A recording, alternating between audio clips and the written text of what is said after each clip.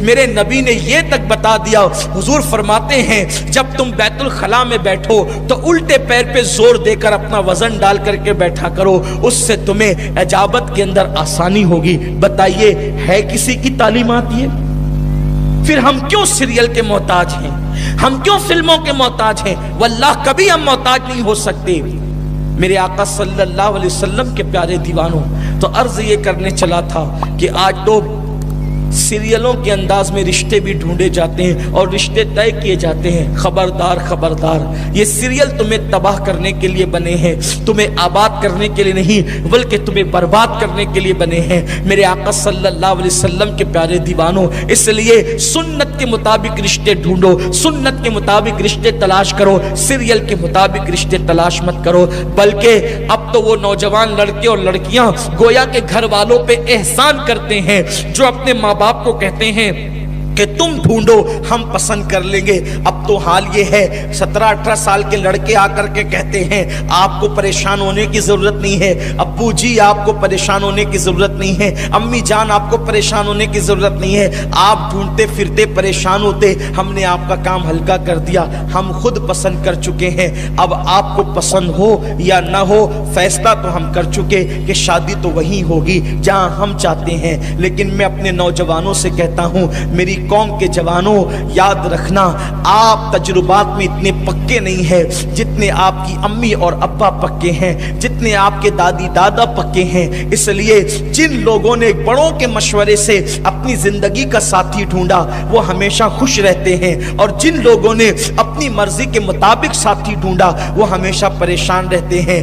آپ کو یہ باتیں میں بار بار اس لیے سناتا ہوں اور آپ کو بار بار اس لیے سمجھاتا ہوں کہ پروگرام کرانے والے بڑے بوڑھے مجھ سے کہتے ہیں، آپ کہیں گے تو یہ مان جائیں گے، اور خود لوگ میرے پاس بھی آ کر کے کہتے ہیں۔ ابھی شاید کل ہی کی یا پرسوں کی بات ہے کہ ایک سفر میں حافظ صاحب کے ساتھ تھا، ایک صاحب کا تذکرہ نکلا کہ بیوی بہت پریشان کر رہی ہے، بہت ستا رہی ہے، ایسی کہ یہاں سے لے جاتی ادھر، ادھر سے لے جاتی ادھر۔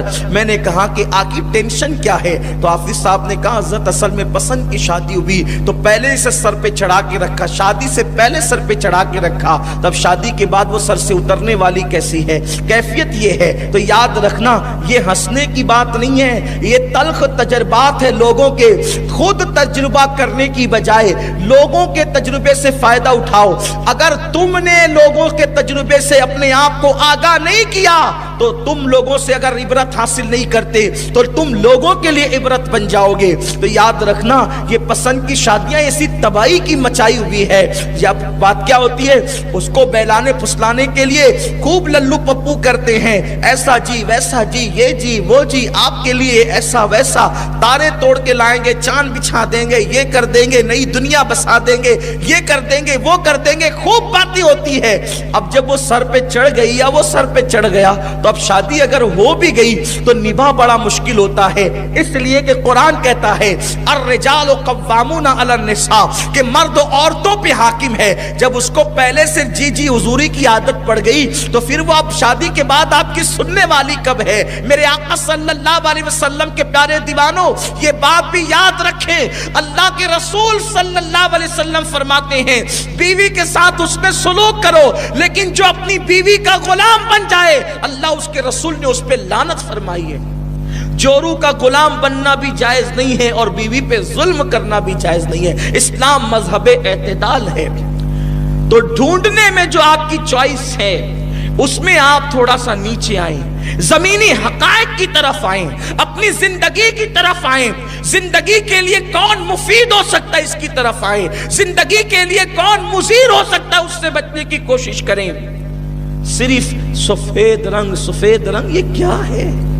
اور آپ کو بتاؤں کوئی رنگ اچھا نہیں ہوتا، کوئی رنگ برا نہیں ہوتا۔ سب سے خاص بات کوئی رنگ اچھا نہیں ہوتا اور کوئی رنگ برا نہیں ہوتا، سب رنگ اللہ کے، سب رنگ اللہ نے بنائے۔ ایک دن ہارون رشید کے دربار میں 2 کنیزیں لائی گئی تو وہ دونوں کنیزیں اپنے اپنے رنگ کی فضیلت پر تقریر کرنے لگی، ان میں مناظرہ شروع ہو گیا۔ جو گوری کنیز تھی اس نے کہا آسمان سفید ہے، میرا چہرہ بھی خوبصورت اور سفید ہے۔ اس لیے میری فضیلت زیادہ ہے۔ اس نے کہا کعبے کا غلاف کالا ہے، میرا رنگ بھی کالا ہے، تو میری فضیلت زیادہ ہے۔ اس طریقے سے باتیں ہوتی گئی۔ آخری میں جو کالے رنگ کی کنیز تھی اس نے کہا سنو، اگر میں آپ کا سفید رنگ، توجہ، اگر آپ کا سفید رنگ میرے کالے رنگ پر تھوڑا سا ڈال دیا جائے تو لوگ کہیں گے کہ اس کو سفید داغ ہو گیا اور لوگ مجھ سے نفرت کریں گے، لیکن اگر میرا کالا رنگ اٹھا کر آپ کے چہرے پہ تھوڑا سا لگا دیا جائے تو لوگ کہیں گے کہ یہ تل کتنا خوبصورت لگ رہا ہے۔ تو بات یہ ہے، لوگ رنگ کے چکر میں پڑے ہوئے ہیں، یہ رنگ چاہیے۔ ارے رنگ مت دیکھ، ڈھنگ دیکھ، صورت مت دیکھ، سیرت دیکھ۔